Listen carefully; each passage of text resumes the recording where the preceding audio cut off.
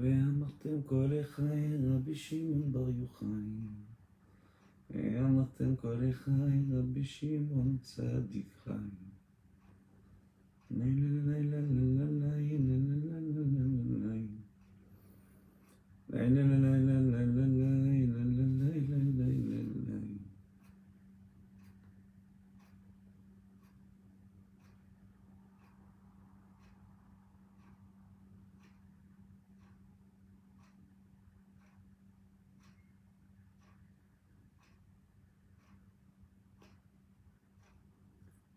Hashem.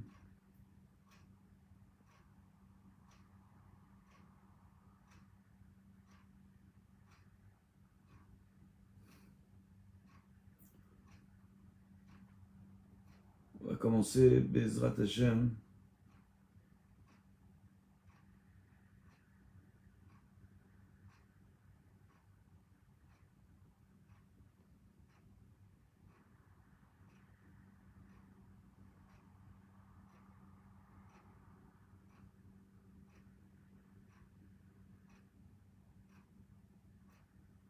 Partage un maximum la vidéo pour commencer le shiur sur l'Akba Omer. Clé de Dieu. Pour ceux qui arrivent, partagez la vidéo. On est en direct depuis la page officielle du site de l'association jardindelatorah.org. Bezrat Hashem. Ça va être un cours très particulier aujourd'hui sur l'Akba Omer. Ouh là là. Attendez. Faut que j'aille chercher le chargeur. J'arrive. Hein. Partagez la vidéo en attendant.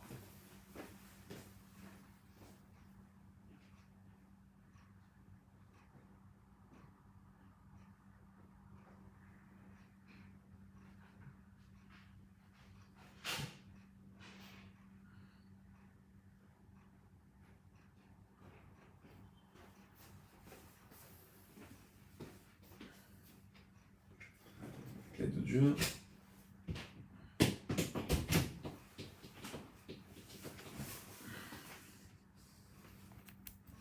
Voilà. Allez.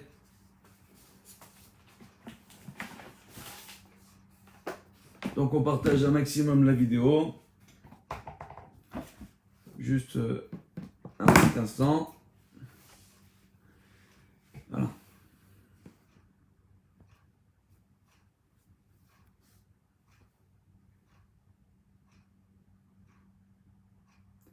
Bezrat Hashem.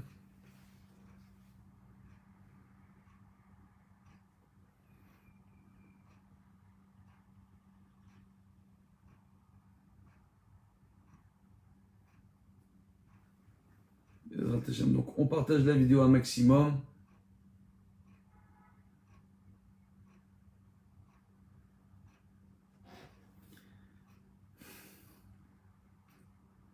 Ouais. Voilà. Donc là je fais quelques partages. Voilà. Pour faire profiter un maximum de personnes en direct de cette petite intervention entre amis.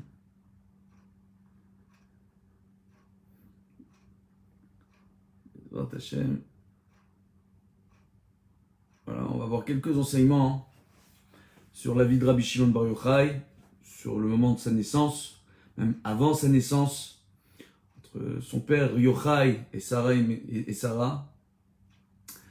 Voilà, donc c'est assez intéressant justement.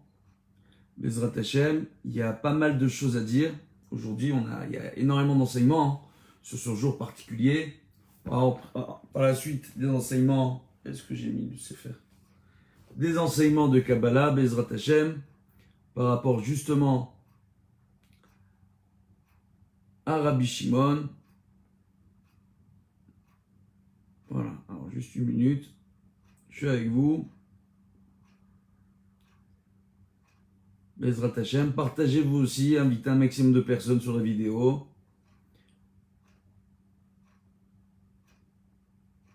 Voilà.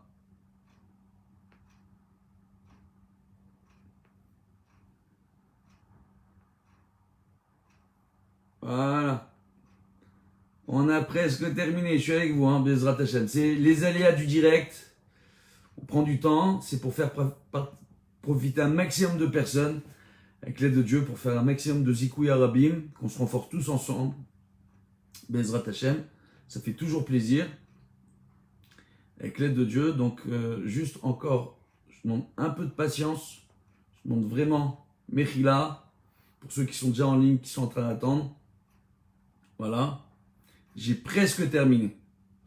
Voilà, les derniers partages. Baruch Hashem, voilà. Alors, les derniers partages avec l'aide de Dieu.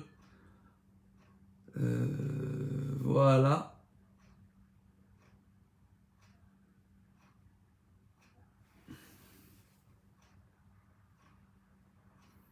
Allez, c'est rabbin connecté, hein. Dieu bénisse. Hein.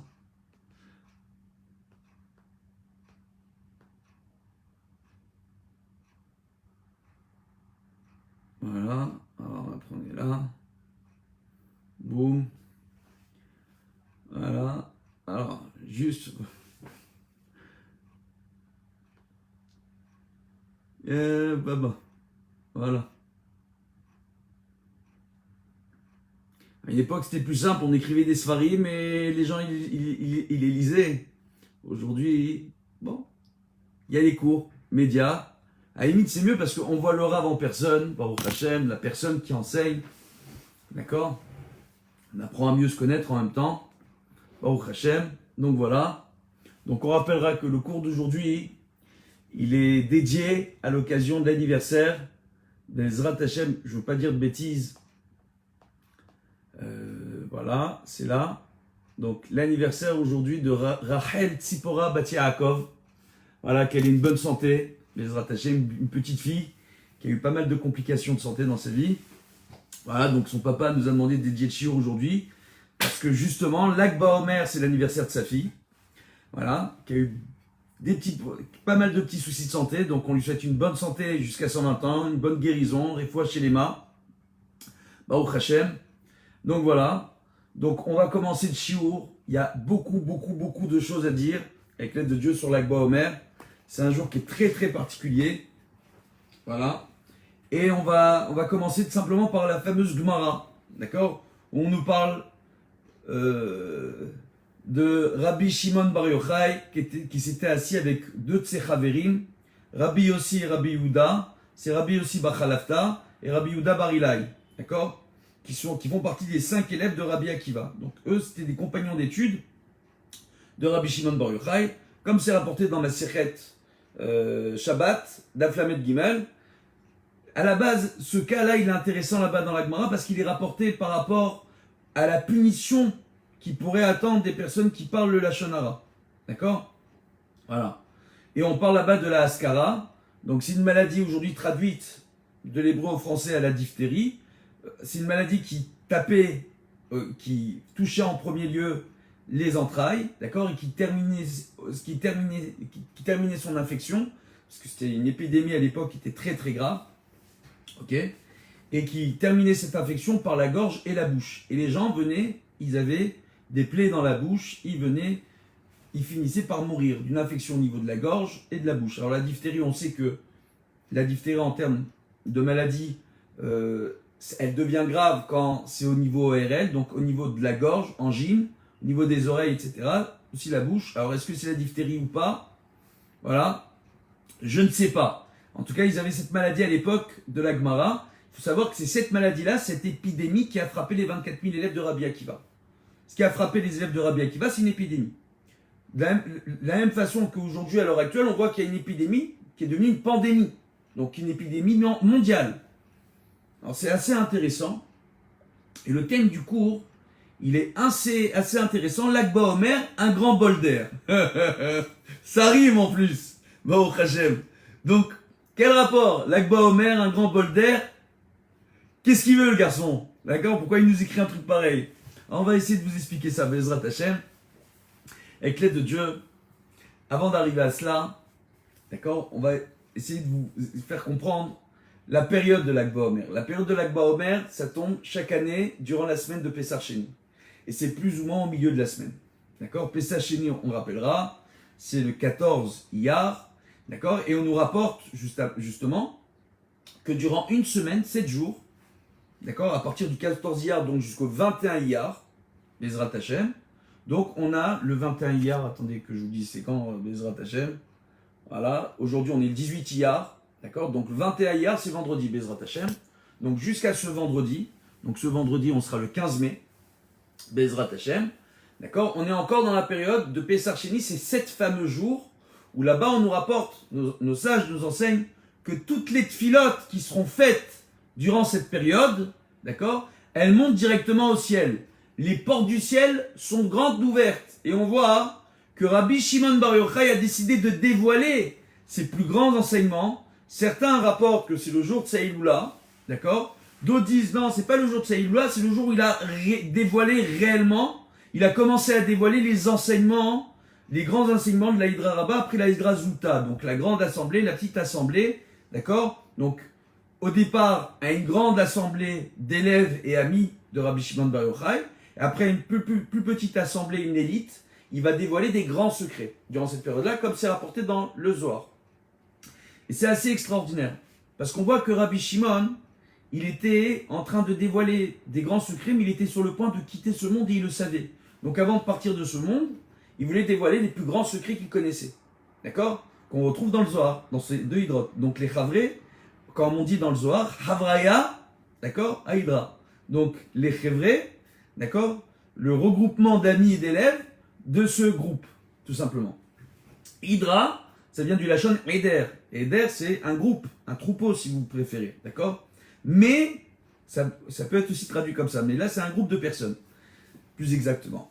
Et on voit Baruch Hashem, qu'il y a une chose ici qui est extraordinaire. Extraordinaire. On voit que, avant de parler de ce qui est écrit dans Masechet Shabbat, la fameuse histoire de Rabbi Shimon, comment il s'est fait d'un seul coup condamné par les Romains et qu'il a dû se sauver avec Rabbi Eliezer dans la grotte, etc. Avant de parler de ça, on voit justement que cette période de l'Akba Omer, ce jour-là, tombe justement durant la période de Pessar Sheni. Il faut bien arriver à comprendre.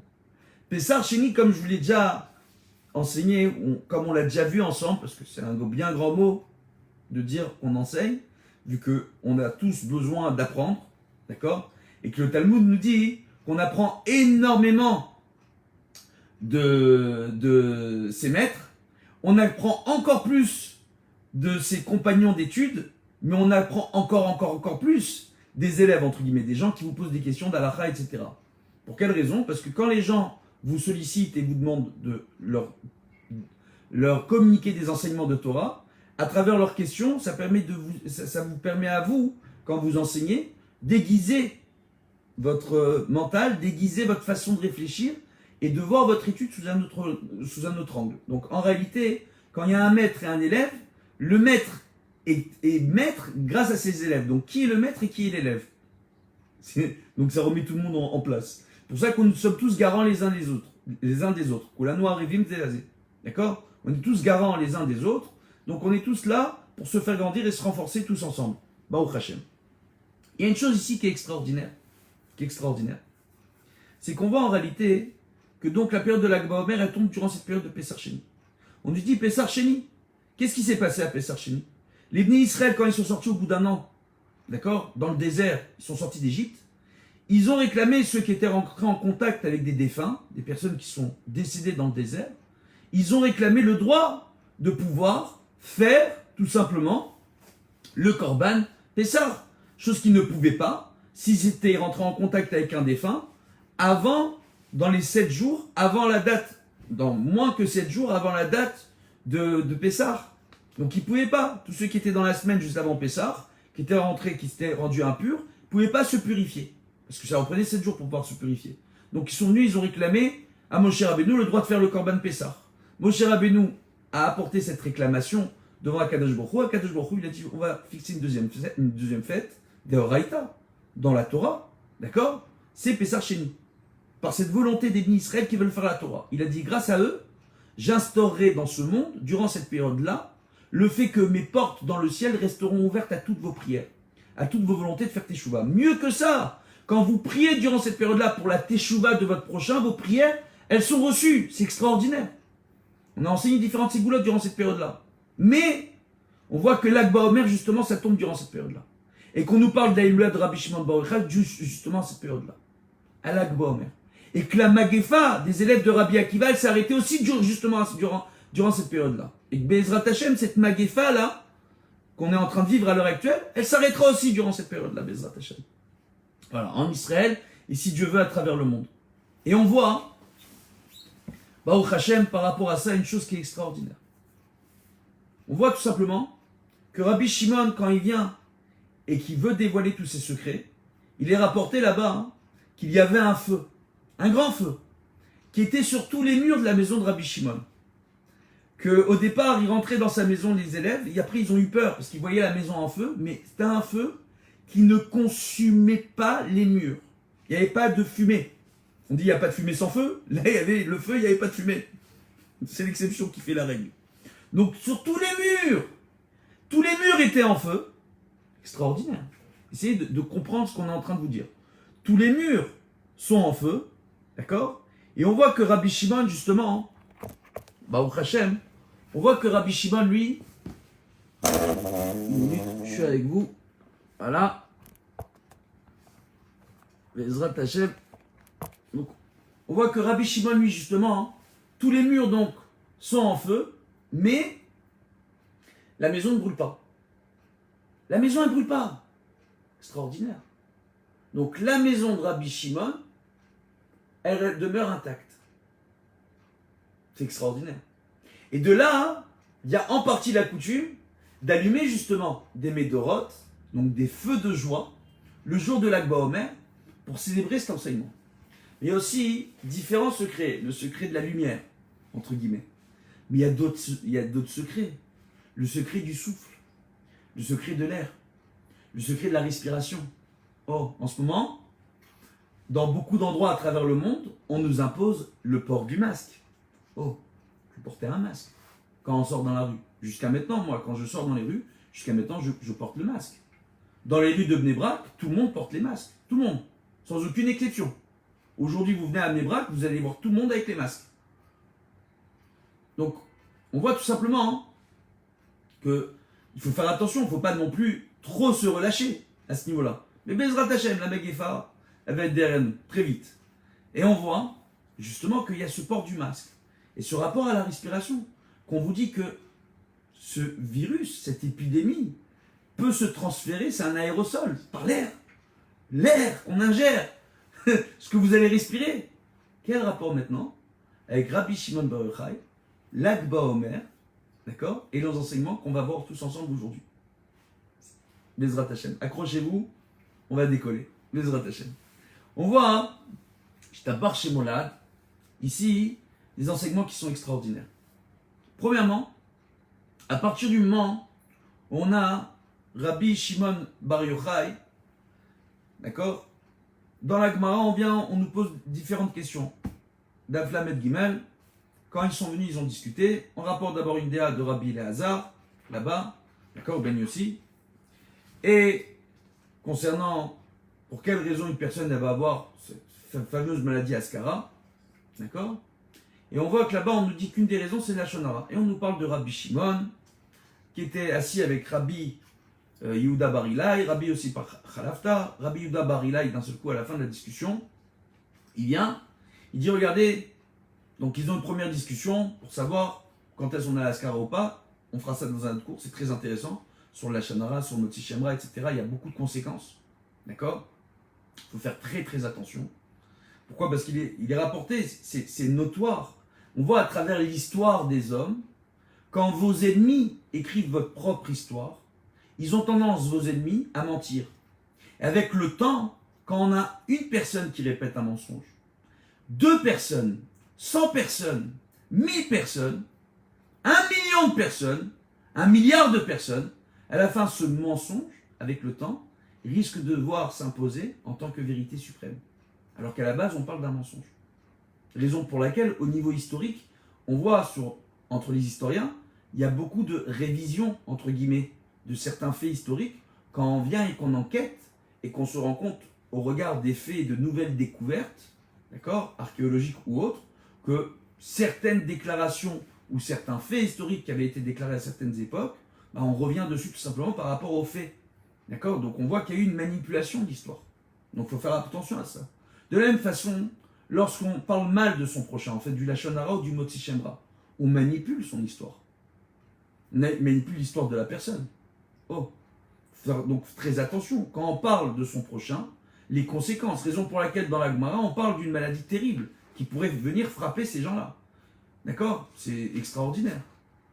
Donc, et dans la Gemara, on dit au début, les personnes qui font du Lachon Hara ou du Motzi Shem Ra, elles sont vindicatives, c'est pour se venger, pour faire du mal. Donc ça, au début, ça frappe leurs entrailles, d'accord? Parce qu'ils prennent sur eux, d'accord? On dit à quoi est-ce kol mine geinom sholtin bo. On rapporte qu'il y a toutes sortes d'enfers qui vont prendre le contrôle du corps d'une personne qui se met en colère. Donc quelqu'un qui veut se venger, c'est quelqu'un de vindicatif, qui a une colère en lui, qui est à l'intérieur. Et en général, on voit ces gens-là quand ils ont tendance à stresser ou à se... C'est au niveau... Le stress et le niveau des ulcères au niveau des entrailles.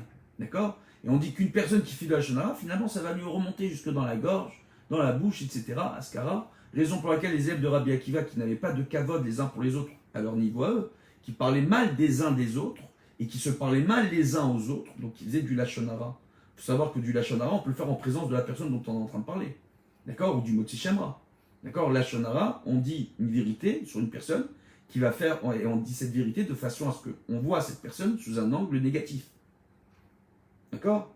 On ne dit que la vérité en partie. Donc on va cacher certains faits, certains éléments, pour montrer cette personne-là sous un angle négatif. Motzi Shem Ra, on invente un mensonge. On raconte des bêtises. On va remettre en question les compétences, une personne ou autre. La personne, ses compétences, sa vie, sa morale ou autre, d'accord, pour lui porter préjudice. C'est très grave. Et on voit donc que nos maîtres viennent et en discutent dans la Gemara, Maseret Shabbat. Mais on voit par la suite qu'on nous rapporte cette histoire, cette fameuse histoire, où ils sont, par la suite, Rabbi Yehuda, à la suite de cette discussion, va parler de la beauté et de la grandeur de l'Empire romain qui est venu quand même en Israël et qui a reconstruit les routes, qui a fait des ponts, qui a permis un meilleur aménagement de la terre d'Israël. Et Rabbi Shimon bar Yochai, il lui dit, mais te trompe pas là-dessus. Ils le font que pour leur intérêt, les Romains. Ils en ont besoin pour transporter leurs marchandises, pour faire leur business, pour ouvrir des maisons de closes pour leurs soldats, pour rentrer en esclavage nos filles et les prostituer. Et ainsi de suite. Les propos de la Gemara sont très durs. Les Romains ne voient pas de bien dans ce qu'ils sont en train de faire. Et Rabbi Yossi, lui, il s'est tué. Il y avait un homme là-bas, hein, appelé Rabbi Yehuda ben Gerim, qui était présent. Alors, dans la version populaire, on rapporte qu'il est venu, il a rapporté à la royauté romaine la discussion. C'est faux. Il est venu, il a commencé à en parler autour de lui, de la grandeur de Rabbi Shimon en réalité, et comment Rabbi Shimon est venu et s'est opposé à Rabbi Yehuda bar Ilai, en voulant faire croire, tout simplement, qu'il y avait un débat entre Rabbi Yehuda bar Ilai et que Rabbi Shimon était contre Rabbi Yehuda bar Ilai. Voilà. Un petit rapport de la Lachon Hara, les enfants. Hein. D'accord? Conséquence, Rabbi Yehuda bar Ilai a été récompensé. D'accord? Et il a été récompensé, le titre qu'on lui a donné, c'est Rosh Abedabrim Bechol Makom. Celui qui parlera en premier dans tout endroit. D'accord? Pourquoi Bechol Makom? Dans le En Yaakov, on nous rapporte ce commentaire qui est très intéressant. À l'époque du Talmud, justement, quand il y avait une assemblée pour juger d'une loi, pour étudier un cas, dans de telles assemblées, tout simplement, on avait tendance de laisser les gens s'asseoir en fonction, tout simplement, de leur niveau de connaissance. Donc ça n'avait aucun rapport avec leur âge. Plus on était sage et plus on avait de connaissances, et plus on était placé dans ces débats-là publics, justement, dans les premiers rangs. Donc on pouvait avoir une personne plus jeune, placée au premier rang, parce qu'elle était plus sage ou plus savante, elle avait plus de connaissances que des personnes plus âgées. D'accord? Par contre, dans les fêtes, les messibot, quoi qu'il arrive, on donnait le kavod par rapport à l'âge. Donc quand il y avait une simcha, on donnait du kavod, on faisait s'asseoir les gens, on leur donnait une place en fonction de l'âge qu'ils avaient. Ça n'avait plus aucun rapport avec la chorma. Donc il faut bien arriver à comprendre. Pourquoi c'est important d'aborder ce point? Parce qu'on voit aujourd'hui, Baruch Hashem, on voit, ces dernières décennies, on voit énormément de jeunes qui font teshuva. Énormément de jeunes qui font teshuva. Et beaucoup de jeunes, Baruch Hashem, qui donnent des cours de Torah, qui renforcent, qui se font appeler rabbanim, et qui sont des rabbanim. Ils ont passé leur diplôme, ou leur rabbanim leur a dit, vous pouvez vous faire appeler rabbanim, vous êtes aptes à enseigner la Torah, et ainsi de suite, Baruch Hashem. Mais ils ont tendance, ces jeunes-là, après à réclamer un certain kavod, quand ils se retrouvent face à leur famille, quand ils se retrouvent en famille. Alors qu'en réalité, bien qu'au niveau de la halacha, lorsqu'un père, il a un fils qui est Talmid Chacham, il devrait normalement du respect à son fils, ce qui est vrai, c'est marqué dans Shulchan Aruch, d'accord? De l'autre côté, le fils doit toujours respect à son père. De ce fait, quand ils vont se retrouver dans un Beth Midrash où on parle d'halacha, là, le père, s'il n'est pas Talmid Chacham, doit respecter son fils, doit le laisser s'asseoir, doit le laisser parler, doit le laisser être lui en premier plan, au premier rang, d'accord? Mais quand il y aura une fête familiale, alors là non, le fils devra laisser le kavod à son père et lui mettre son père, le faire s'asseoir en premier, le mettre au premier plan, au premier rang, d'accord? Qu'ont fait les Romains? Ils ont embrouillé tout ça pour casser le kavod au sein des Talmidei Chachamim justement, pour créer des scissions. Très souvent on voit que les petites animosités qui peuvent exister au sein familial, au sein d'une communauté, c'est des problèmes d'ego. Parce que pour certaines personnes, on n'est pas tous égaux. Ego, E-G-O, problème d'ego, d'accord? On n'est pas tous égaux, E-G-A-U-X. Vous suivez? Donc à partir de ce moment-là, qu'est-ce qu'on voit? On voit que eux, ils ont voulu créer ce problème en mettant Rabbi Yehuda Bar Ilai, que ce soit dans un mariage, dans une bar mitzvah, dans une simcha ou dans le Beth Hamidrash, en mettant lui en avant et qu'on fasse que ce soit toujours lui qui parle en premier. Alors qu'on voit que dans un mariage, par exemple, on va toujours faire parler le plus ancien, le plus vieux, pas le plus chacham. Oh, c'est important, parce qu'on est dans une messiba, on n'est pas dans un dioun. Si après on parle d'un dioun, on parle d'un débat en termes de loi, alors il faut faire parler en premier celui qui a le plus de connaissances. Ça n'a aucun rapport avec l'âge. Et de là, on apprend que l'âge n'a pas forcément de rapport avec les connaissances. Tout simplement parce qu'il suffira de voir, le potentiel d'une personne. Pour certaines personnes, il sera plus facile d'étudier que pour d'autres, parce que c'est leur tikkun. Il sera plus facile de parler que pour d'autres, parce que c'est leur tikkun, c'est leur réparation dans ce monde. Devoir parler, devoir enseigner, etc. D'accord? Et pour d'autres, c'est pas ça leur réparation, ils ont d'autres choses à faire, tout simplement. D'accord? Donc ça n'a pas de rapport avec l'âge, forcément la sagesse. Maintenant, il est sûr qu'avec l'âge, on acquiert plus de sagesse, quoi qu'il arrive. Maintenant, par rapport à cela, on voit quoi? Mais chacun à son niveau. Maintenant, par rapport à cela, on voit quoi? On voit justement qu'à la suite de ce débat, donc Rabbi Yehuda Ben Guérim, qui a parlé de ce fait, et qui est arrivé jusqu'aux oreilles des Romains. Parce que le bruit dans les rues est vite passé. Au nom de Rabbi Yehuda Ben Guérim. D'accord? Et ce bruit-là qui est arrivé jusqu'à Rabbi Shimon, jusqu'aux Romains, les Romains ont décrété que Rabbi Yehuda Bar Ilai serait Rosh Hamedabrim, donc on lui donne lui le kavod pour tout endroit. D'accord? Rabbi Yossi, il a été envoyé en Galilée pour être puni, entre guillemets. D'accord? On voit comme ça, si je dis pas de bêtises, Bezrat Hashem. Et on voit que Rabbi Shimon Bar Yochai, lui, ils ont déclaré qu'ils devaient le mettre à mort. Rabbi Shimon Bar Yochai a décidé de se sauver. Chose extraordinaire. On la connaît tous, l'histoire. Rabbi Eliezer, le fils de Rabbi Shimon, il est parti avec son père. Mais il n'y a eu aucune condamnation à mort de Rabbi Eliezer. Il n'a aucun rapport avec l'histoire. Aucun rapport. Même la femme de Rabbi Shimon, ils lui ont rien fait, les Romains. En tout cas, c'est pas rapporté dans le Gemara qu'il lui ait fait quoi que ce soit à ce moment-là. D'accord? Rabbi Shimon va se sauver, il va se cacher dans le Beth Midrash. Rabbi Eliezer va se cacher avec lui. Rabbi Shimon a peur que si on vienne à torturer sa femme pour savoir où est-ce qu'il est, qu'elle dévoile le lieu de leur place. Donc il préfère se sauver, elle est dans un endroit qu'elle ne connaît pas. il se retrouve face à une grotte.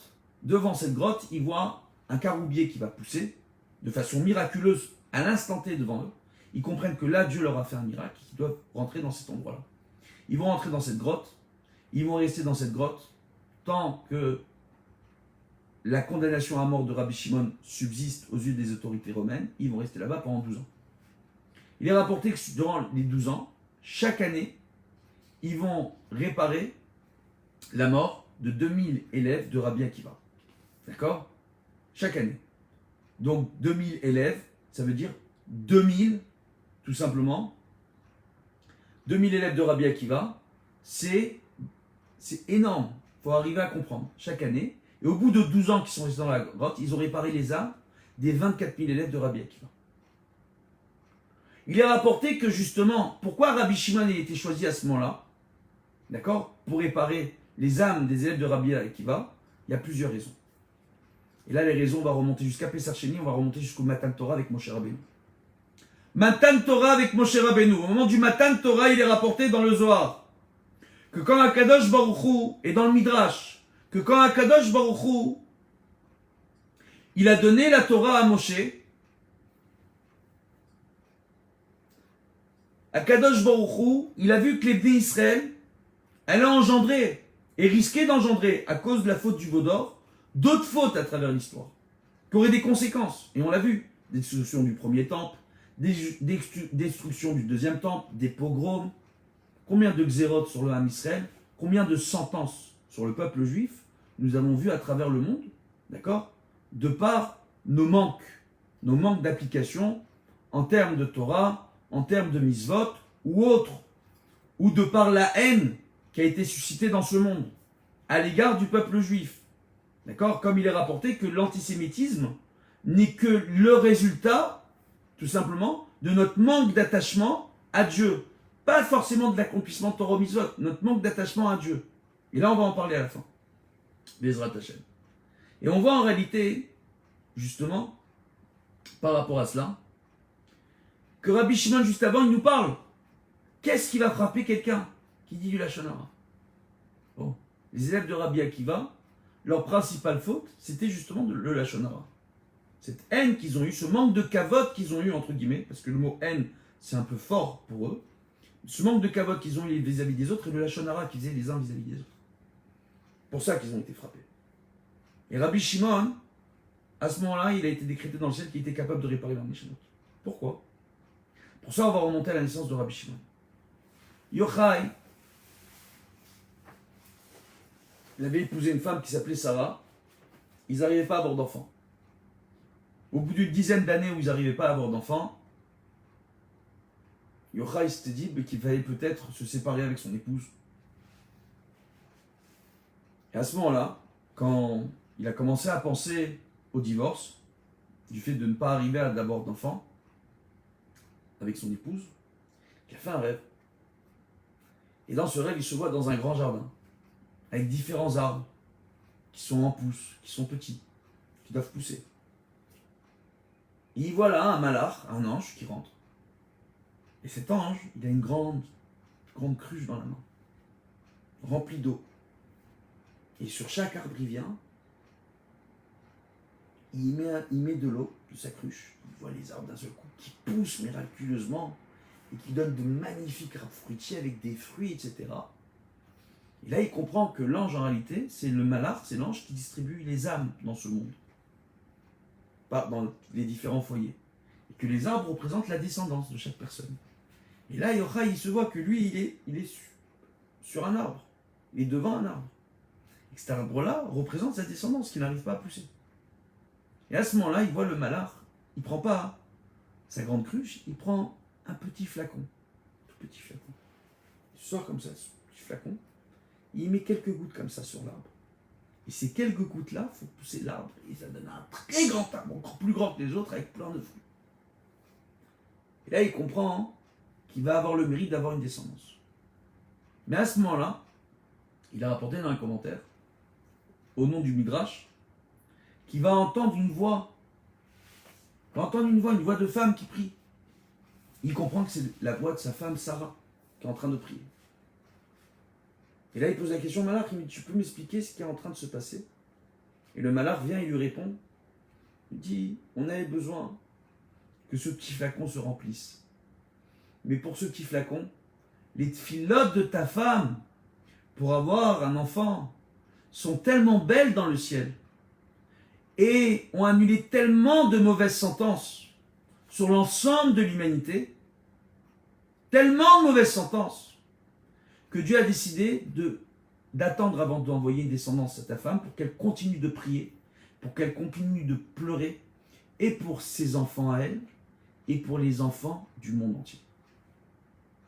Extraordinaire.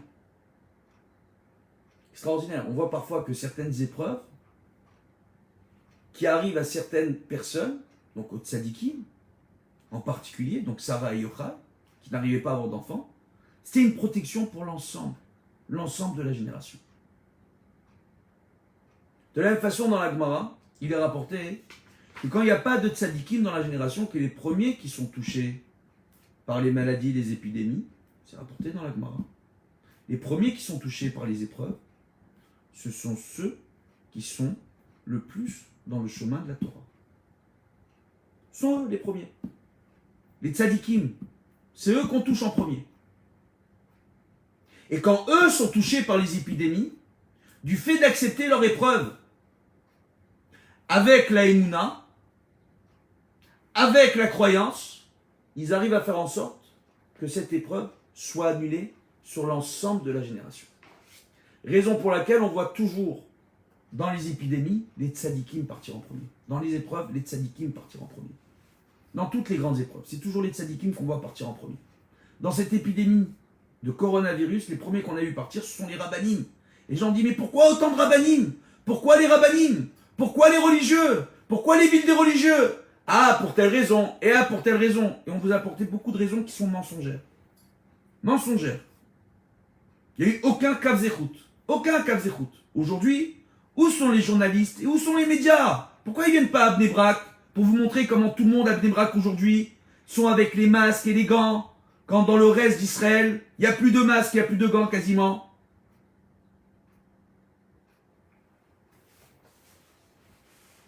Et on voit Baruch Hashem qu'on est maintenant l'Akba Omer. Qui a célébré l'Akba Omer si ce n'est les rabbanim et les tzadikim? Le plus. Et tout le Ham Israël, grâce aux rabbanim et aux tzadikim. On est tous en train de se renforcer en Torah et Mitzvot. Grâce à qui? Aux rabbanim, aux tzadikim. Et Baruch Hashem, on voit que on va voir la fin de cette épidémie. On va voir la fin de cette sentence sur le monde. Par ce mérite-là. Comme c'est rapporté dans la Gemara. Il est dit que quand il n'y a pas de tzadikim dans la génération, il n'y a pas de tzadikim, alors c'est les enfants qui vont partir. Mais pas n'importe quels enfants. Il y a le débat Bet Rabban, des enfants qui sont dans les Talmud des Torah, les enfants qui étudient la Torah. C'est les premiers. Lo alenu. Lo alenu. Et on voit Rabbi Shimon, à partir de ce moment-là, lui, il était prêt à donner sa vie pour le clan d'Israël. Il était prêt à donner sa vie pour que les descendants s'annulent sur l'ensemble du clan d'Israël. Il a passé 12 ans de sa vie dans la grotte avec son fils Rabbi Elazar. 12 ans où ils se déshabillaient chaque jour. Ils enlevaient leurs vêtements, ils s'enterraient dans le sable, dans la terre, pour ne pas user leurs vêtements, qu'ils ne mettaient que pour faire leur prière. Ils se nourrissaient du caroubier, qui était là, à l'entrée de cette grotte.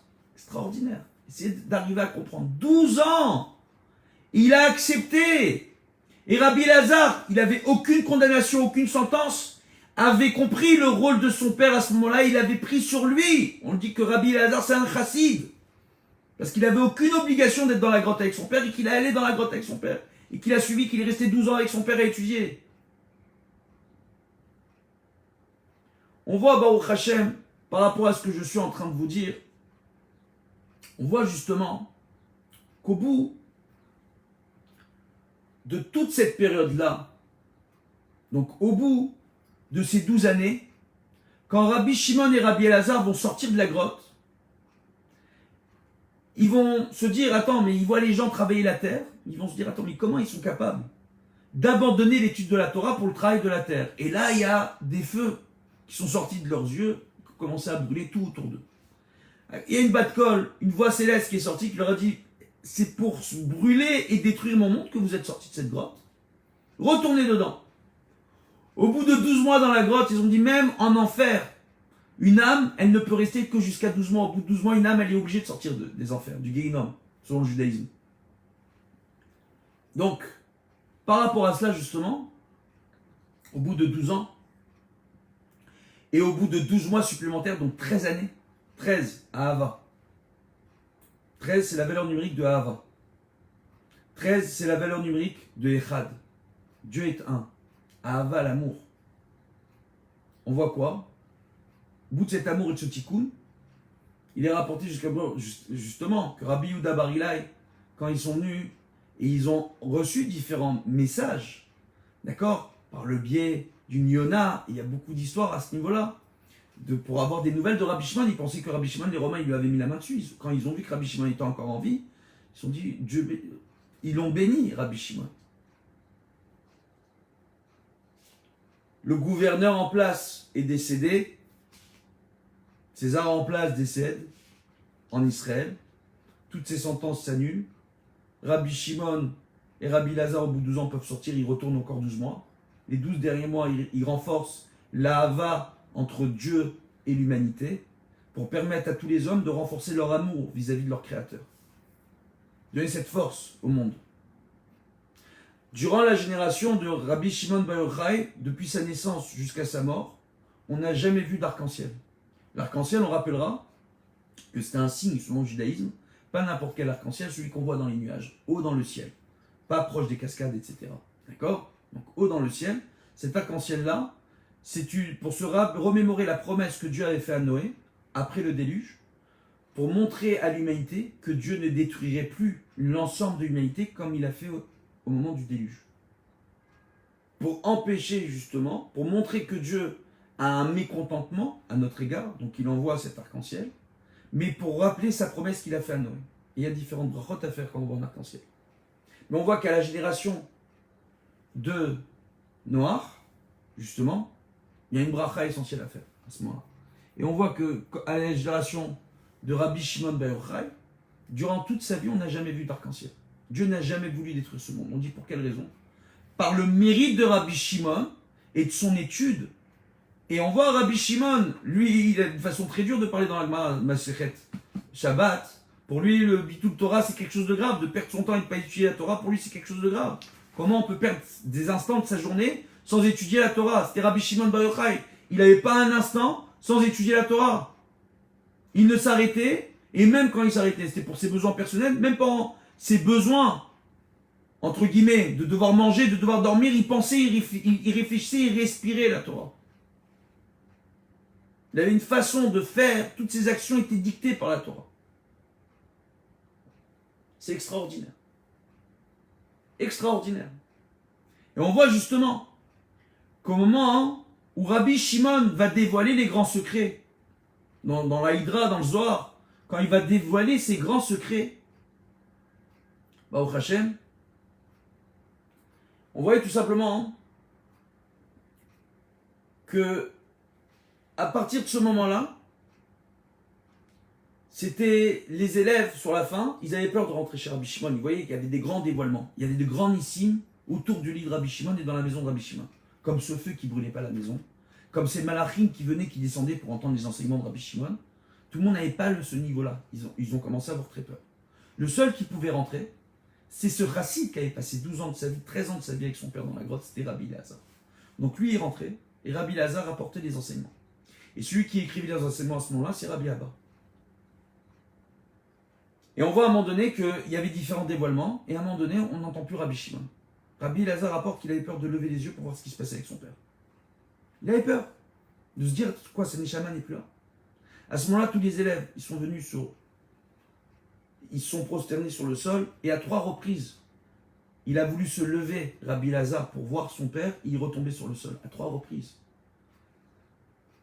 À ces 3 reprises, il a dû prier pour demander à Dieu d'élever sa neshama au niveau de son père, pour pouvoir avoir le mérite de voir son père.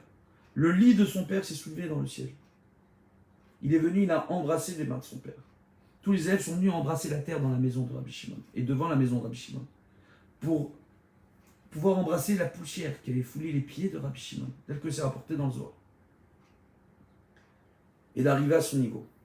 Et ce lit-là, il est venu s'élever, il est allé jusqu'à Méron, là où est enterré Rabbi Shimon, et là où sera enterré par la suite Rabbi Lazar. C'est pas la même grotte que là où ils ont étudié, c'est pas le même endroit. Maintenant, ce qui est extraordinaire, c'est que là-bas, il y a beaucoup de dévoilements là-bas. Il a eu le Gilou Idayahu Hanavi, Rabbi Shimon Bar Yochai. Il y a eu beaucoup de dévoilements de Torah. Et au moment du matin de Torah, justement, quand Moshe Rabbeinu reçoit la Torah, Akadosh Baruch Hu lui dit, mais moi je vois que les générations à venir, elles vont provoquer des catastrophes. Elles vont se détourner de ma Torah. Et là, hein, Moshe lui dit, mais il y a une neshama qui va sortir de moi. Une petite étincelle qui va sortir de moi, à ce moment-là, au moment du matin de Torah. Cette neshama, ce sera Rabbi Shimon, ce tzaddik-là. Et ce tzaddik-là, il va dévoiler tous les secrets de la Torah. Aujourd'hui, nous, je reçois toute la Torah, et le Niglé et le Nistar. Mais ce Nistar-là, c'est Rabbi Shimon qui va le dévoiler. Donc Lag BaOmer, c'est considéré comme étant le matin de Torah, d'accord, des secrets de la Torah. C'est extraordinaire. Mais encore mieux que ça. Il y a énormément d'enseignements qui nous rapportent que les prières de Lag BaOmer sont au même niveau que les prières de Kippour. Que les prières durant la période du Pessar Sheni jusqu'au 21 Iyar sont à ce niveau-là aussi. Mais Lag BaOmer, c'est le centre, c'est l'épicentre, c'est le jour plus que les autres. Et c'est pour ça qu'à cette période-là, on a choisi de faire revenir Rabbi Shimon dans le royaume céleste vers Akadosh Baruch Hu. C'est pour ça qu'à ce moment-là, on a choisi que Rabbi Shimon dévoilerait tous ses secrets à ce moment-là, durant cette période-là. Par le mérite de ceux qui ont réclamé, quand ils sont sortis du désert, de pouvoir faire le korban de Pessar Sheni. Cette période-là, c'est la période de la Teshuvah. Rabbi Shimon va devenir, pour les générations à venir, c'est ce que dit Moshe à Dieu, l'emblème de la Teshuvah. Par l'enseignement des secrets de la Torah, tes enfants viendront et feront tous Teshuvah avant la venue messianique. On voit qu'on est Beigva Demshicha, le talon du Messie. Les générations juste avant le dévoilement messianique, entre guillemets. Et on voit énormément de mouvements et de personnes faire Teshuvah par le biais de mouvements qui se proclament chassidiques, des mouvements qui sont dans la chassidoute. C'est quoi la chassidoute? C'est des enseignements par le Baal Shem Tov, édulcorés de la Kabbalah, d'accord? Donc, et des secrets de la Torah. Donc on allège certains secrets de la Torah, on développe certains secrets de la Torah pour pouvoir rendre cet enseignement accessible à tous. Démocratiser les secrets de la Torah. Où pendant longtemps, seule une élite pouvait avoir accès à ces secrets-là. Aujourd'hui, certains de ces secrets, à petit niveau, sont dévoilés dans les livres de Chassidut. Mais sur le plan humain, nous font avancer, nous font réfléchir de façon extraordinaire. Parce que derrière ces enseignements, les maîtres qui écrivent ces enseignements, justement, détiennent et savent de très grands secrets pour pouvoir tout simplement les mettre à niveau pour nous qui ne sommes pas capables d'accéder à d'aussi grands secrets de Kabbalah. Et on voit justement que tout ça c'est par le mérite de Rabbi Shimon Bar Yochai. Il y avait justement une question qui s'était posée. Il y a une promesse qui a été faite par le Rabbi Nachman de Breslev, que si on emmène un enfant avant l'âge de 7 ans, il me semble, justement, sur la tombe de Rabbi Nachman de Breslev, et qu'on fait prier cet enfant sur cette tombe et on lui fait lire le Tikkun HaKlali, Rabbi Nachman a fait une promesse que cet enfant-là n'aura pas de Yetzer Hara, un grand Yetzer Hara. D'accord? Et en particulier sur tout ce qui concerne la chair, le plaisir de la chair. Donc il est de coutume pour de nombreux pères de famille d'emmener leurs enfants là-bas.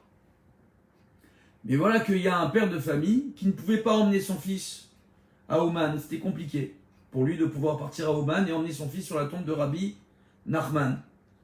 Et là, il est parti voir le Rav Mordechai Eliyahu pour lui dire qu'est-ce qu'il peut faire. Parce qu'il voulait que son fils fasse le Tikkun HaKlali. Il lui dit, toi, au lieu d'aller voir Rabbi Nachman, qui est un grand tzaddik, c'est très bien d'aller là-bas à Ouman. C'est très bien de faire des tfilotes là-bas. Baruch Hashem, très bien. Pour ceux à qui ça fait du bien, c'est excellent. Baruch Hashem. C'est un grand tzaddik. J'ai eu le mérite, moi, d'aller là-bas. Rosh Chodesh Nissan pour l'anniversaire de Rabbi Nachman. J'ai eu le mérite d'être là-bas, de faire des tfilotes. Extraordinaire ce que j'ai vécu là-bas. Extraordinaire. Les tfilotes, les dévoilements, l'étude, Baruch Hashem. Extraordinaire. Un grand tzaddik. Mais Rabbi Mordechai Eliaou lui a dit, écoute, si tu peux pas, emmène ton enfant sur la tombe de Rabbi Shimon Bar Yochai. Ou Shoresh HaShorashim. C'est les racines de tout. Toute la racine même de la chassidoute, et on le voit, les chassidim eux-mêmes le disent. L'Akba Omer, on voit que ce sont les chassidim qui foncent le plus la simcha. Les chassidim qui sont là autour, qui, Dieu bénisse pour eux, avec les différentes coutumes qui ont été instaurées à travers les différents pays où la chassidoute s'est développée. Chayrotel, et ainsi de suite. D'accord? Beaucoup de ces goulottes autour du lac Baomer. Mais on voit justement, pourquoi? Parce que tout le monde le dit, tout le monde le revendique. La source même de tous ces enseignements de chassidoute, la source même de tous ces enseignements de face cachée de la Torah, à petit niveau ou à grand niveau, parce que même dans le livre de chassidoute, il y a livre, il faut avoir un grand niveau pour arriver à bien comprendre ce qui est écrit dedans, Baruch Hashem. On voit justement, Baruch Hashem, que par rapport à cela, on voit justement que c'est ce que dit Moshe Rabbeinu. Et c'est ce qu'on prend, et Akadosh Baruch Hu accepte cela. Que cette Neshama-là, Rabbi Shimon, par son mérite, il y aura le dévoilement de Mashiach. Par son mérite, pour qu'il y ait le dévoilement de Mashiach, tout le monde fera Teshuva. Parce qu'on sera tous attirés, tel un papillon par la lumière, d'accord, par les enseignements de Rabbi Shimon. Et on le voit. Cette année, c'était très douloureux pour beaucoup de gens de ne pas pouvoir partir à Méron pour l'Akba Omer, de voir le site fermé. On a vu des camions partout en Israël, partout en Israël. J'en ai vu partout, à Natania, à Petar Tikva, alors peut-être que je suis seul à les avoir croisés, à Bnei Brak, des camions qui passaient avec des écrans géants pour montrer ce qui se passait, et des lots des années précédentes avec la musique, les lumières, etc. Dieu bénisse. Et on voit justement, chose extraordinaire, on voit justement que habituellement à l'Akba Omer, on voit tout le monde qui vient, tout le monde. Mais tout le monde, les religieux, les pas religieux, tout le monde vient, tout le monde est attiré pour ça. Parce qu'il y a une très grande Kedusha. Une des forces de Rabbi Shimon et de Rabbi Eliezer, c'est d'avoir su, tout simplement, par la suite, au bout de cette 13e année qu'ils sont passés dans la grotte, faire réellement le lien entre l'impureté et la pureté et rendre pur tout ce qui est impur. Et d'apprendre à relativiser et à bien parler de son prochain. Ils ont dû rentrer une 13e année dans la grotte, parce que quand ils ont vu leur prochain, ils ont eu de mauvaises pensées à leur égard. Ils ont eu de mauvaises paroles à leur égard. Ils ont dit comment ils pouvaient abandonner l'étude de la Torah pour travailler la terre. Mais quelque part, s'il y a un feu qui s'est abattu sur ces gens-là, c'est que dans ce qu'ils disaient, il y avait un peu de vrai. Nous, on doit se remettre en question. Comment nous pouvons-nous abandonner l'étude de la Torah et de tels enseignements, ne serait-ce qu'un instant dans la journée, pour faire des bêtises sur les réseaux sociaux ou la télévision, je ne sais quoi. Alors qu'il y a tellement à apprendre. Tellement à apprendre. Et on voit, Bezrat Hashem, on va continuer. On voit justement que l'Akba Omer, c'est un jour particulier. On voit que c'est 4 semaines et 5 jours, l'Akba Omer. Et on voit qu'on est dans la petitesse première, donc l'essence première au niveau de la base, de Israël Saba. Donc de force dans le ciel, une force qu'on appelle Israël, une force qu'on appelle Saba. D'accord? Israël Saba, qu'on considère comme étant une seule force, c'est le mix de ces deux forces-là. D'accord? Le grand-père Israël, Vedvuna. Oh. Et la Dvuna, qui est la force féminine. D'accord? Dans le parsouf de la Chorma. Donc au niveau de la face même de la Chorma dans ce monde. Et on continue, on prend ces forces-là pour les faire entrer depuis la Chorma dans la Bina, donc la compréhension et dans le Da'at. Et après, grâce à cela, on donne une plus grande base, une plus grande force à la miséricorde, à la Gvura, à la Tiferet. D'accord? Baruch Hashem, dans ce monde. Baruch Hashem. D'accord? Et par la suite, on donne toute cette force à la Malchout qui donne la vie, qui englobe toute la vie dans ce monde et dans l'univers et dans toutes les dimensions qui ont été créées par Dieu. Et là, c'est extraordinaire. On voit justement que le 33e jour, donc on voit justement que toutes les forces spirituelles de ce monde, d'accord, de la base même de Israël, Saba et Dvouna, ensemble, s'unissent, d'accord, et vont développer, Baruch Hashem, la compréhension à travers le monde, et vont apporter une telle bracha à travers ce monde, justement, que toute la lignée, toute la droiture de ce monde, donc la Chorma, le Chesed, le Netzach, donc l'intelligence, le Chesed, la miséricorde, le Netzach, l'éternité, vont se renforcer ce jour-là. C'est comme ça que Dieu a créé ce monde, qu'il a créé ce jour ainsi. Mais on voit que de par les enseignements, et justement, quand on voit ces forces-là qui sont durant cette période, ce 33e jour du Homer, qui est au centre même de cette semaine de Pessar Sheni, c'est ces forces-là qui ont donné l'envie aux Bnei Israël, qui ne pouvaient pas faire le Korban Pessar Sheni, de faire le Pessar Sheni. Qui ont donné l'envie à Rabbi Shimon Bar Yochai de dévoiler sa Torah, de dévoiler ses secrets. Qui ont donné l'envie à tous les élèves de Rabbi Shimon Bar Yochai de suivre ses traces, quitte à devoir se sacrifier et renoncer au monde matériel pour se donner totalement, corps et âme, à l'étude de la Torah au niveau spirituel. C'est ces forces-là qui ont été créées par Dieu ce jour-là, durant cette période-là. Ce jour-là, le 33e jour du Homer, un dévoilement extraordinaire au niveau de la miséricorde, au niveau de l'intelligence, au niveau de l'éternité. Dévoilement. Lag, à l'envers, c'est gal. Gal, c'est une vague, mais gal, c'est des galottes, c'est les dévoilements. On dévoile. Et justement, parmi ces dévoilements, on ne va pas développer plus que ça sur Internet, ces quelques enseignements, mais Ezrat Hashem, on voit tout simplement que là, il y a quelque chose d'extraordinaire. Il faut bien arriver à comprendre. On dit justement durant cette période-là, comme c'est rapporté là-bas, qu'une des prinotes qui va venir et qui va réparer la malchoute durant ce jour-là, d'accord, ça va réparer la neshama de ce monde. Donc le nefesh, le roi, la neshama, chaya et chida, les 5 dimensions de l'âme même de l'humanité dans son entier, dans sa globalité durant ce jour-là. Essayez de comprendre ce qui est en train de se passer aujourd'hui. Raison pour laquelle nos maîtres nous disent que les prières durant l'Ag Baomer sont comparées aux prières durant le jour de Kippour. Essayez de comprendre. Si cette année à Kippour, quelqu'un était venu à votre oreille, un ange, et vous a dit, vous savez, cette année, après Kippour, fin de l'année, il y aura une épidémie, une pandémie mondiale, il y aura des morts, vous allez devoir rester chez vous à la maison, vous allez devoir vous masquer quand vous allez sortir de vos maisons, vous allez devoir faire attention, vous allez avoir peur de quelque chose que vous ne voyez pas. Alors que justement, nous enseigne de devoir avoir la crainte de quelque chose qu'on ne voit pas, mais qu'on peut comprendre qui s'appelle Dieu. Nous enseigne aussi, à travers cette crainte, d'apprendre à aimer Dieu, bien qu'on ne le voit pas. Là, on nous envoie un virus qu'on ne voit pas et qu'on va tous craindre. Et justement, on voit par rapport à cela, chose ici qui est assez intéressante. On voit que quand on nous parle de la réparation de l'âme de ce monde, on rappellera comment Dieu a entré l'âme en l'homme. C'est faire Bereshit.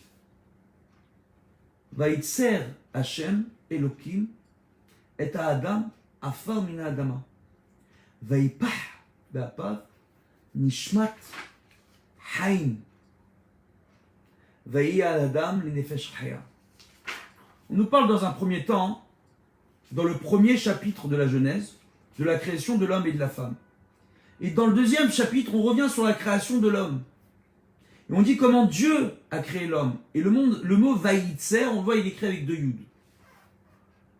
Alors c'est intéressant parce que le Baal HaTurim, il dit il y a 2 Yud, parce que l'homme, il a un bon et un mauvais penchant. Chaque Yud représente dans le mot Vaïtser, vous pouvez voir, dans le second chapitre de Bereshit, de la Genèse, le 7e verset, d'accord? Donc Perek Bet Pasuk Zayin. Il est rapporté là-bas, Vaïtser, premier mot, avec 2 Yud. On dit Yetzerara, Yetzeratov. C'est ce que nous dit le Baal HaTurim. Mais Rachid dit autre chose. D'accord? Que Dieu il a créé 2 Yetzirot, 2 créatures. Donc il y a 2 Yud. Une créature dans ce monde-ci, et une créature pour le Triyat Amitim. C'est quoi Triat Hametim? On voit les morts qui ressurgissent de la terre, vivants, qui reviennent à la vie. Mais extraordinaire. On voit ici, Vaïtser Hashem Elohim et Adam. Afar mina Adama, il a formé à partir de la terre des différents éléments de ce monde. D'accord? Comme c'est rapporté dans la Kabbalah. Que toutes les matières, tous les matériaux de ce monde se trouvent dans le corps humain. On peut trouver du zinc, on peut trouver de l'ammonium, on peut trouver de l'or, de l'argent. Il y a tout dans le corps humain. Et on voit, justement, Farmina Adama, Vaïpah Be'apav, il va souffler dans son nez, Nishmat Haïm, une âme vivante. Vaï Adam Nefesh Chaya, et l'homme va être une créature vivante, Chaya. C'est extraordinaire, d'accord? C'est traduit par un colosse, d'accord? Tout simplement, il nous rapporte Dieu va donner à l'homme Ruach Memalela, un esprit qui parle, une sagesse qui est apportée par un langage, par une compréhension de l'autre, au-delà de l'instinct. C'est ce qu'il veut expliquer en colosse. Sympathique, mais nous on va s'arrêter sur autre chose. Au moment où Dieu forme le corps de l'homme, l'homme n'est pas en vie. Il le forme à partir de différents éléments. Quand il lui donne vie, à partir du moment où il a formé tout le corps, il va le faire respirer pour la première fois. Neshama, Neshima. L'âme va être insufflée par la Neshima, par l'inspiration, la respiration. C'est de comprendre. Nous sommes dans une période où on nous dit porter des masques. Quand vous portez un masque, vous ne pouvez pas respirer comme vous voulez. Si vous enlevez votre masque, vous pouvez respirer, mais vous avez peur de ce que vous pouvez attraper comme maladie par votre respiration. L'air que Dieu donne de toujours, à l'époque du Moyen-Âge, en période d'épidémie, quand il y avait la peste ou d'autres maladies, on disait que c'était l'air qui était maudit, l'air qui portait la maladie. Et c'est vrai, ils avaient raison. Ils n'avaient pas de microscope à l'époque, ils le ressentaient. Mais chose extraordinaire qu'il faut arriver à comprendre, c'est qu'à partir du moment où Dieu a créé l'homme, l'homme prend vie au moment de sa première inspiration. On voit dans la Kabbalah qu'il y a différents exercices qui sont donnés de méditation qui passent par la respiration. On voit dans la Kabbalah qu'il faut penser au Moar, aux lèvres et au Kaved. D'accord? Moar, le cerveau, le lèvre, le cœur, Kaved, le foie. Et qu'il y a des exercices de respiration où on ferme les yeux, on pense à Dieu, et on pense à ce verset. Vaïtser Hashem Elohim et Adam, Afar mina Adama, Vaïpah Be'apav, Nishmat Haïm. Vaï Adam Nefesh Chaya. D'accord? Et l'Éternel, Tout-Puissant, a créé l'homme à partir de la terre, de la poussière de la terre. Et il insuffla dans son nez une âme vivante, et l'homme fut ainsi une créature de vie. Bon. Qu'est-ce qu'on voit? On voit justement aujourd'hui, si on appréciait chacune des inspirations qu'on avait, si on avait su apprécier ces moments où on pouvait sortir librement dans la rue, et respirer librement dans la rue, sans avoir qui que ce soit pour me dire attention, distanciation sociale, attention, ne vous réunissez pas, attention, vous êtes limité, attention, vous ne pouvez plus vous rendre dans les synagogues, attention, vous pouvez prier en plein air, mais vous êtes limité par rapport au nombre de personnes, attention, vous ne pouvez plus prier ici, attention, comme ceci, attention, dans tel endroit vous ne pouvez pas vous réunir, attention, vous voulez un mariage jusqu'à tant de personnes, attention, Brit Mila, jusqu'à tant de personnes, attention, vous voulez profiter de l'air au bord des quais, du quai Saint-Martin à Paris? C'est plus possible. Attention. Attention. Si on avait su prendre ce temps d'apprécier chaque inspiration, et elles sont nombreuses nos inspirations, à chaque instant, à chaque minute, si on avait su prendre ce temps pour se dire c'est Dieu même qui nous fournit cet air, qui nous fournit cet oxygène, parce que Dieu désire nous donner la vie. Dieu est source de vie. Comment il nous a donné la vie? Dès le départ, à travers l'inspiration, l'expiration, la respiration. Dieu nous fournit l'air parce qu'il veut fournir la vie. Il est désireux. On a l'occasion ici d'avoir une reliance au divin. Quand on se dit, quand je respire, c'est Dieu qui me permet de respirer. Quand je respire en bonne santé, c'est Dieu qui me donne la faculté de pouvoir respirer. C'est de penser à ces personnes malades qui sont dans les hôpitaux, qui ont du mal à respirer. Il y a 2 ans de ça, j'étais atteint de tuberculose, ici en Israël. Par la suite, on m'a dévoilé que c'était une épidémie, grande épidémie, qui avait eu lieu ici. Une maladie qui s'appelait le MERS, M-E-R-S, d'accord, dont l'origine serait apparemment le chameau. D'accord? Un virus qui s'est passé du chameau à l'homme. Et qui est arrivé jusqu'à nous en Israël. Ici au Moyen-Orient, il y a eu une très grande épidémie en 2017. On n'en a pas parlé. Beaucoup de gens ont été touchés. On n'en a pas parlé. J'ai été hospitalisé. On n'en a pas parlé. Durant cette période-là, je devais marier un couple et j'ai pas pu me rendre à leur mariage. J'étais hospitalisé, j'arrivais même plus à respirer tout seul. On n'en a pas parlé. Mais, c'est de comprendre combien il est difficile d'un seul coup, de ne plus être capable de respirer par soi-même. Quelqu'un qui n'a jamais vécu ça ne peut pas comprendre. D'avoir du mal à trouver l'air et à respirer. Si on se dit tout simplement, Dieu est désireux de nous donner la vie, et il nous donne cet air. Pourquoi il nous donne cet air? Parce qu'il est désireux, justement. Il veut que nous vivions, mais que nous vivions comment? Selon son chemin, selon ses enseignements, selon une morale qui se doit d'être là, présente pour l'humanité. Sinon, nous allons à notre perte. Une morale pour protéger les créatures de Dieu, pour protéger l'humanité, pour protéger aussi la nature. Tel le veut Dieu. On n'a pas le droit de faire, c'est écrit dans la Torah, Lavatonu, on n'a pas le droit de faire souffrir une créature vivante. On ne parle pas des êtres humains. A fortiori les êtres humains. Mais on parle des animaux qu'on n'a pas le droit de les faire souffrir de façon gratuite. S'il n'y a aucun besoin, on n'a pas le droit de bien se comporter avec la nature autour de nous. Et on voit justement, à partir de ce moment-là, qu'on a besoin pour cela d'un air pur. Mais si nous endommageons l'air, si on empêche la biodiversité, et on encourage à travers cela, tout simplement à travers cette biodiversité, donc la disparition d'espèces animales, on encourage malgré nous le développement de nouveaux virus qui vont arriver jusqu'à nous à un moment donné ou à un autre. On est responsable. À un niveau ou à un autre, ou les gouvernants ont une responsabilité là-dedans. Pas nous. Nous, on ne fait que suivre les lois qu'on nous demande de suivre. Mais est-ce qu'elles sont bonnes, ces lois qui ont été rédigées par les hommes? Est-ce qu'elles prennent toutes réellement en compte les intérêts de l'ensemble de l'humanité et de cette planète et de ce monde dans lequel on vit? Ou est-ce que ces lois sont votées pour servir l'intérêt de quelques gouvernants et de quelques gouvernements?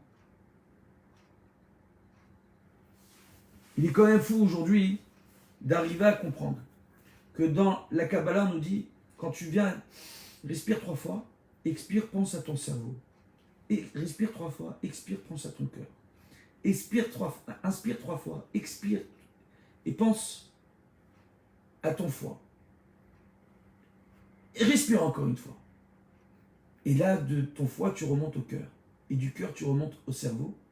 Tu vas créer les lettres, le moir, lève et le raf sophite. Moir, le cerveau, lève le cœur, raf, Meler, le roi.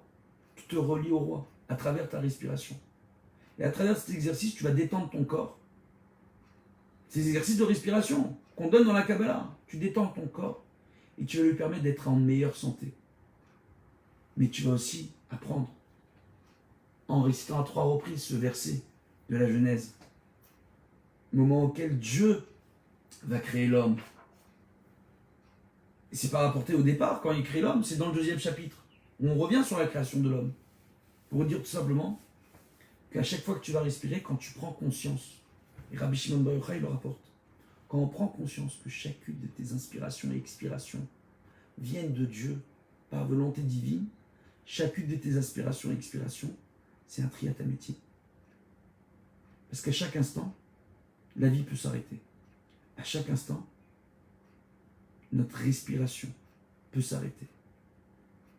On peut avoir un problème respiratoire ou expiratoire, inspiratoire, expiratoire, respiratoire, qui peut faire que la vie s'arrête. Et là, il faut qu'on se remette en question, à ce niveau-là. L'air, l'oxygène, c'est une source de vie. Et à partir de ce moment-là, il faut arriver à comprendre que quand moi je viens et que je respire, dans chaque moment où je ferme les yeux, j'inspire, j'expire, je sais que cet air me vient de Dieu. Et je sais qu'à chacune de mes respirations, je suis en reliance avec le divin. Et que grâce à cela, en me rappelant qu'à chaque instant, si je vis, si j'ai une neshima, c'est pour ma neshama. Si je vis, si je respire, c'est pour permettre à mon âme de perdurer dans ce monde et de bien agir. Chacun de mes actes dans ce monde sera ainsi guidé par cette même idée, par ce même besoin de me relier au divin. Et je me remettrai en question avant d'agir, avant de parler, avant quoi que ce soit. Avant d'agir, avant de faire quoi que ce soit, j'aurai cette même réflexion. Réflexion qu'on voit dans la Gemara, dans Daf Lamed Gimel, Maseret Shabbat, faite par Rabbi Shimon. Quand il dit comment Dieu t'a donné la force de pouvoir parler, de pouvoir étudier, et tu n'étudies pas, et tu parles d'autre chose que de parler de Torah, et tu es capable de dire du mal de ton prochain, et de passer tes journées à critiquer ton prochain, à dire du mal de l'autre, ou pire, à diffamer l'autre, pour servir tes intérêts personnels.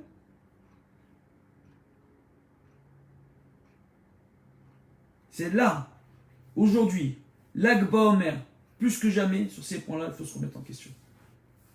Arriver à comprendre, Rabbi Shimon, il n'a vécu, il n'a respiré que pour faire la volonté divine. Et aujourd'hui, on est tous là. Par son mérite, on est tous là en train de se renforcer dans la Torah, dans les mitzvot. On est tous là en train de voir de plus jeunes générations en train de faire teshuva. Parce que Dieu bénisse, il dévoile et ils étudient la chassidoute de Rabbi Nachman de Breslev, ou des Rebbeim de Lubavitch, ou encore d'autres grands maîtres, Baruch Hashem. Et on voit, par rapport à cela, on voit justement qu'on est dans une génération très particulière. Et que justement, on doit comprendre le mérite qu'on a à nous, de pouvoir respirer en bonne santé. On doit comprendre le mérite qu'à chaque inspiration, chaque expiration, on doit chercher à se relier à Dieu pour faire de lui, à travers notre cerveau, à travers notre cœur, à travers notre foi, nos entrailles, à faire de Dieu le roi de ce monde et à préserver notre santé. Comme on l'a dit au départ, celui qui fait du Lachon Hara, du Motzi Shemra, il est vindicatif. Au début, c'est dans les entrailles, et après, c'est par la bouche. De la même façon, à l'époque, les élèves de Rabbi Akiva, au début, ils ont été touchés par les entrailles, par la Haskara. Et à la finale, infection de la gorge, infection de la bouche. Leur bouche s'est tue, ils ne pouvaient plus parler. Terrible.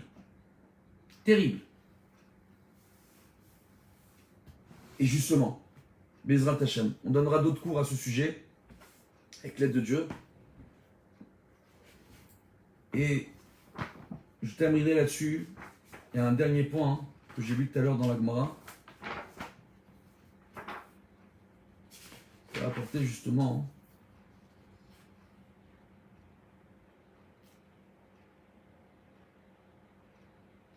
On voit Rabbi Eliezer qui dit que ceux qui font du Lachon Hara peuvent être touchés par cette Haskara, cette maladie, qui commence au niveau des entrailles et qui terminera au niveau de la bouche. Pour les faire mourir, Chas v'Shalom, qui seront touchés par une telle maladie. On voit justement, et que c'est justement cette épidémie-là, cette maladie-là qui a terrassé les 24 000 élèves de Rabbi Akiva. On voit justement que lui, il nous rapporte une preuve. Il dit, Rabbi Eliezer et Rabbi aussi, Al Lachon Hara Kahama. Il vient, il dit, c'est sur Lachon Hara que vient cette maladie en particulier. D'accord? Et pour quelle raison? Il dit, il y a un verset. D'accord? Il y a un verset qui est rapporté par Rabbi Yoshua ben Levi, qui nous rapporte dans les Teilim, Perek Samer Gimel, verset Yudbet, donc psaume 63, verset 12, Va'amelech ismach beloim, itael kol anishba bo, ki yisacher pi dovre sheker. Il dit, c'est qui dovre sheker? C'est ceux qui font du lachon hara. Parce que même quand tu dis une vérité sur quelqu'un, si c'est pour qu'on la voit la personne sous un angle négatif, ta vérité devient mensonge. Même si c'est vrai ce que tu dis, ça devient mensonge. Parce que tu veux causer un dommage. Quand tu fais ce lachon hara. C'est ça la vérité. La vérité, tu veux faire du mal. C'est pour ça que tu fais du lachon hara. Alors quand tu dis femme, c'est encore pire. Le moti shamra. Il dit va melech ismach belokim. D'accord? Que le roi se réjouira en Dieu. Itael kol anish babo. D'accord? Et seront loués tous ceux qui vont lui jurer allégeance à Dieu. Qui s'acherpi devrait sheker. Car il fera se fermer, d'accord, les menteurs. Ceux qui rapportent les paroles de mensonge. Donc ceux qui font du lachon hara. Et on voit, Issacher. Il dit c'est quoi Issacher en réalité? D'accord? Ça fait référence, Issacher, à la Askara. Askara, les lettres centrales, la racine du mot, Samer, Kaf, Resh. Sacher, fermé. D'accord? La bouche de quelqu'un. Tout simplement, c'est Samer, Kaf, Resh. Même racine. Donc on voit tout simplement que là-dessus, on doit se renforcer. Si Dieu t'a donné la faculté de pouvoir respirer, comme c'est rapporté dans Bereshit, c'est pour aussi pouvoir parler, comme c'est rapporté. D'accord? D'accord? Un esprit qui parle. Mais quand tu vas parler, c'est pour dire des paroles de sagesse. C'est pour dire du bien de ton prochain. C'est pour voir le bien dans les choses, dénoncer le mal, si besoin, mais faire attention de ne pas faire de la shonara ni moti shamra. Faire le bien, ça suffit. On n'a pas besoin de dénoncer le mal. Toi, montre l'exemple. Fais le bien. Parle bien, pense bien, tout ira bien, comme nous rapportent nos sages de mémoire bénie. On terminera là-dessus cette intervention. À l'avenir, les cours en direct se feront depuis la page du site internet officiel de l'association, donc depuis la page Jardin de la Torah. Vous pourrez retrouver tous les cours sur le site officiel jardindelatorah.org. La particularité du site Jardin de la Torah, c'est un moment, il n'est géré que par des rabbanim, Baruch Hashem. Donc il y a certains rabbanim avec qui j'ai étudié quand j'étais plus jeune, comme le Rav Michel Baruch, de Sarcelles, d'accord? Donc voilà, Baruch Hashem, ou le Rav David Pitoun, ou d'autres, Ben Porat Yosef, grands Talmidei Chachamim, qui sont très, très, très bien connus. On diffuse aussi différents enseignements de grands rabbanim en français depuis très longtemps maintenant. Les enseignements du Rav Yitzhak Yosef, les enseignements du Rav David Yosef, avec les autorisations, bien entendu, ces rabbanim-là, les enseignements du Rav Ovadia Yosef, Baruch Hashem, les enseignements aussi, Baruch Hashem, de grands Rashi Yeshivot, Sepharad, Ashkenaz, avec leur autorisation, en français, c'est très important, Baruch Hashem, pour vous faire accéder à un niveau de l'étude sympathique. Voilà, avec l'aide de Dieu, donc on va développer ça, tous ensemble, Bezrat Hashem. On rappellera que l'association Jardin de la Torah.org, c'est l'association David Nuchai qui est derrière, l'association que je préside. L'association, elle s'occupe d'énormément de choses en Israël. 14 centres pour jeunesse en détresse en Israël avec des orphelins et des enfants en détresse, pour diverses raisons. Baruch Hashem qu'on soutient activement. Un kollel où on enseigne là-bas aux Avrechim la rédaction de responsa, les former en tant que décisionnaires pour leur apprendre à écrire des responsa, des lois et de la halacha. Un exemple, par exemple, on enseigne à nos élèves que, par exemple, certains livres actuels de notre génération ne peuvent pas être retenus comme Psak Halacha. Un des livres connus où dans tous les Batéora, on ne se repose pas sur ce livre du tout en tant que Psak Halacha pour prendre ce livre-là, parce qu'il y a beaucoup d'interprétations personnelles dans tous les enseignements qui sont rapportés en raccourci, c'est par exemple le Piskei Teshuvot. C'est un livre qui est connu, c'est une référence, entre guillemets, d'accord? On va là-bas pour voir les différents responsables qui existent sur une question. Et là-bas, le Rav, l'auteur de ce classement de référencement, justement, qu'on appelle le Piskei Teshuvot, apporte très souvent des avis qui lui sont personnels. Donc, c'est pas un livre de Psak Halacha. D'accord? C'est un livre qu'on utilise pour les références, pour chercher dans les responsa. Donc, c'est des petits points qui sont connus, des règles qui sont importantes et qui ne sont pas suffisamment connues dans le monde francophone. C'est très important de le faire savoir. Au Hachem, donc on essaye justement de faire un peu la différence en mettant en avant l'enseignement de Rabbanim qui enseigne depuis 20 ans, 30 ans, 40 ans, Dieu bénisse pour eux. Moi, je suis le plus jeune de la bande, au Hachem. Et des grands Rabbanim, certains, j'ai étudié chez eux quand j'étais jeune. Au Hachem, on vient et on permet à ces gens qui enseignent la halakha, qui enseignent le judaïsme, qui enseignent la pensée juive depuis des décennies maintenant, au Hachem, de prendre la parole et de diffuser leurs enseignements à l'écrit, à l'oral, par le biais de vidéos, etc. etc. Bezrat Hashem. Donc c'est important. Donc il y a le Kollel, au Hachem, il y a les centres, et il y a l'aide avec une banque alimentaire à Natania, d'accord, aux familles en difficulté. Et Dieu sait qu'en ce moment, Dieu bénisse, on a beaucoup de familles. Donc ceux qui veulent nous aider dans le développement du site, parce qu'on veut mettre plus de moyens dans le développement de ce site, Bezrat Hashem, qui veulent nous aider pour le Kollel, qui veulent nous aider pour les centres, d'accord, pour jeunesse en détresse en Israël, ou qui veulent nous aider pour venir en aide à des familles en difficulté ici en Israël, Bezrat Hashem, vous êtes invités d'aller sur le site jardinlatorah.org, faire un don et de demander à dédier un cours qui sera donné ici en direct, Bezrat Hashem, pour la refoua, pour la hatzlacha, pour ce que vous voulez, Bezrat Hashem, tout simplement. Aidez-nous à venir en aide au maximum de personnes et à diffuser la Torah, Bezrat Hashem, tous ensemble. Beshem Hashem, Naaseh Venasiach, Amen Ken Yiratzon. De bonnes nouvelles à tous et à bientôt. Kol Tuv.